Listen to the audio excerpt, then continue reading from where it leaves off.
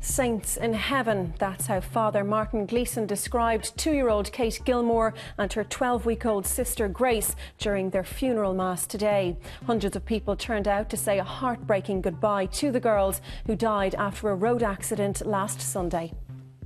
Together in life, together in death.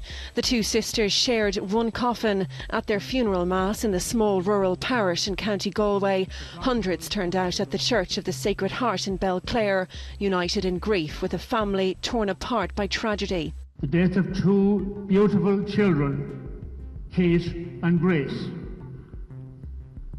Shattered is the only word to describe such a loss, and the grief that it has generated. 2-year-old Kate and her 12-week-old sister Grace died while out for a walk with their father on Sunday. Today, people tried to find comfort in faith and words. Daddy, please don't look so sad. Mommy, please don't cry. 'Cause I'm in the arms of Jesus and he sings me lullabies. Please try not to question God. Don't think he is unkind. Don't think he sent me to you, and then he changed his mind. Accompanied on their final journey by their parents, their family and the hundreds more who loved them, Kate and Grace were laid to rest in the nearby Killora Cemetery in each other's arms. Well, it's finally here. Welcome to FYI. For those of you who've gone digital from today, we have to warn you the switchover includes an old-school control room countdown and a rather cringy chat-up line. If you were expecting a memorable end to analogue, this was not it. 10 seconds. 9, 6, 5, 4, 3, 2, 1, switch. After a mistimed countdown and a click of a mouse, the analogue is over.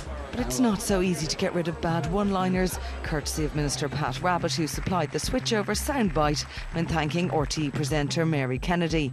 Thank you very much, Mary, for that introduction, and you can tweak my ears anytime. The government's now hoping to get €185 million by selling off the network for phone and broadband services. Electrical shops are cleaning up too, with a last-minute demand by viewers slow to switch. TV3's new HD studio will make the most of the new technology, and 3E will find itself in thousands of new homes from today.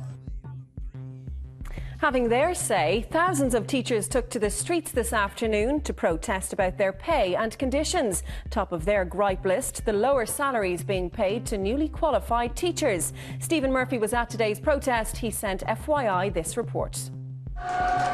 Well, Caroline, around 2,000 teachers from across the Dublin area gathered here this evening outside the gates of the Dáil to make their voices heard.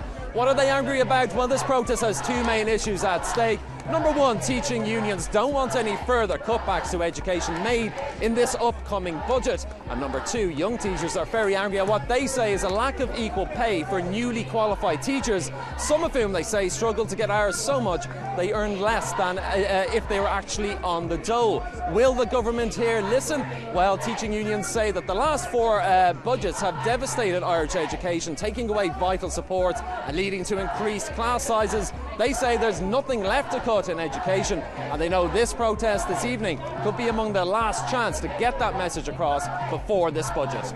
Have we finally reached the bottom? For the third month in a row, property prices across the country have risen, prompting hope that the worst may be over for the property market. But don't get too excited just yet. Here's the stats. Nationally, residential property prices rose by 0.9% in September. In Dublin, the numbers show a rise of 2.4% for last month. While over the last 12 months, national prices fell by almost 10%. That's a slower rate of decline than in previous years.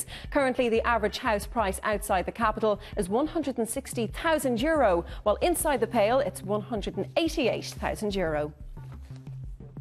Now let's take a look at some other headlines from here at home. A 12-year-old girl who sued her parents over a fatal car crash has reached a settlement over liability. Faith Carberry-Varden was seriously injured in the crash near Edgeworthstown in County Longford, but her 6-year-old sister and 9-year-old friend were killed. Her mother, Mary Carberry, was drunk and uninsured driving the car bought for her by her former partner, Tommy Varden. Charged. A man's appeared before the courts today over the murder of dissident Republican Alan Ryan, who was shot dead in Clongriffin in Dublin last month. Today, 39-year-old Thomas Hunt was charged with withholding information. He was remanded in custody and will appear again next week. And a changed story. Gerry Ryan's former partner's book will go on sale tomorrow, but with a clarification inserted. It comes after a High Court injunction restraining the publication of the book, When We Dance. The clarification will say that David Kavanagh was and remained a good and loyal friend to Gerry Ryan. We're taking a break now, but still to come, all your sports news, plus